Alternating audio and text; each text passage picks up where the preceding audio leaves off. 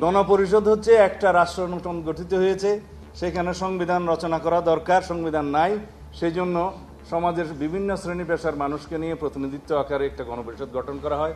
নির্বাচনের মাধ্যমে হতে পারে, সিলেকশনের মাধ্যমে হতে পারে, সেটা বিভিন্ন জায়গায় ট্রেডিশন আছে, এখানে লম্বা আলোচনার সময় নেই। সেই গণপরিষদ একটা সংবিধান প্রণয়ন করে সেটা গৃহীত হওয়ার পরে গণপরিষদের সেই সংবিধানের ভিত্তিতেই আবার একটা নির্বাচন হয় পার্লামেন্টের।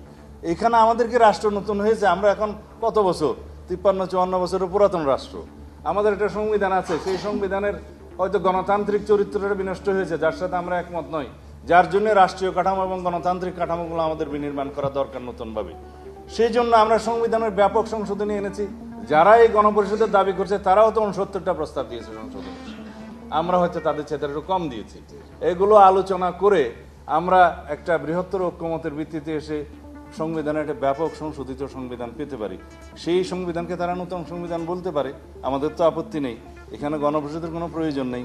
এখন তারা সেই রিপাবলিককে নতুন রিপাবলিক তাদের নামে ডাকতে পারে, আমাদের আপত্তি নেই। কিন্তু সেই আইডিয়াটা পুরো জাতির উপরে ইম্পোজ করাটা কতটা যুক্তিসঙ্গত সেটা আলোচনার দাবি রাখে।